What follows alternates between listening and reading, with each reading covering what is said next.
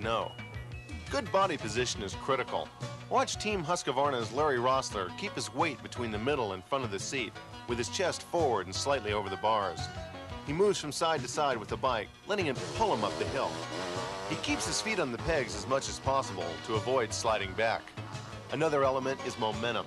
It's important to get your speed up as you approach the hill. If you don't get a good run at the base, you reduce your chances of making it all the way to the top. The third key is clutch control. Pick a gear that will let you approach the base at the highest practical speed.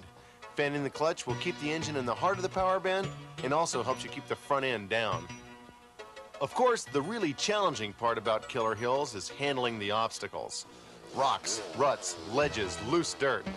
Pick a line that will keep your tires out of ruts. If you hit a rock, don't panic. Let off the throttle and use the clutch to keep the front end low. Ledges in the middle of a climb are really tricky. Keep your weight forward, back off the throttle for an instant, and let momentum carry you over. Sometimes too much throttle can get you into trouble. Here I almost loop out, then use the clutch to save it at the last second. If there's a lip at the top of the hill, lean forward, then back off and let the bike fly over the lip. Make sure you pick a line clear to the top.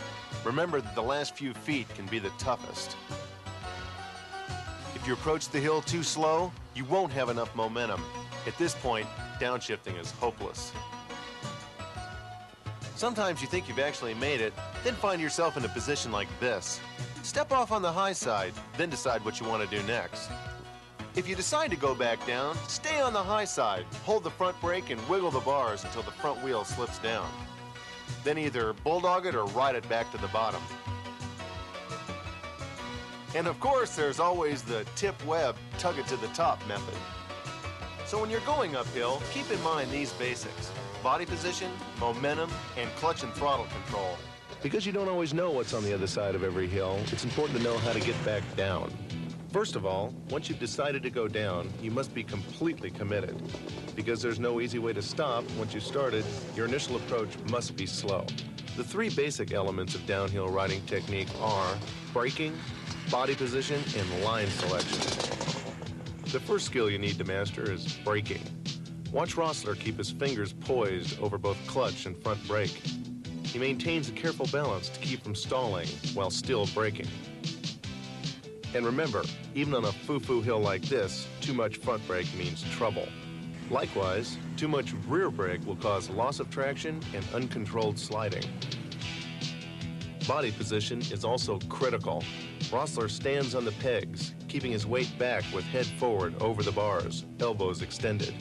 He doesn't fight the machine, but instead lets it move freely beneath him. The third element is line selection. Take the time to check for a clear line all the way to the bottom. Even the best riders always look for potential problems before they commit themselves. Don't forget, obstacles like bushes, ruts, ledges, and rocks present a different challenge each time. If you can't avoid an obstacle, don't fight the bike. Let momentum do its work. With rocks, stay off the brakes and roll right across. With ruts, keep your wheels clear and keep the bike loose underneath you. With a ledge, try to push out and away as you soar over. You can handle ledges like regular jumps. Just get back a little further on the bike. And if you're not sure you can make it, bulldog or walk the bike down the hill. Or, if you can, pick a different way. Whatever you decide, these are the basic points of downhill technique. Braking. Keep a balance between clutching and braking to maintain the right speed without stalling. Body position. Stay in the middle of the bike, feet on the pegs, head forward. Line selection. Choose a line clear to the bottom with as few obstacles as possible.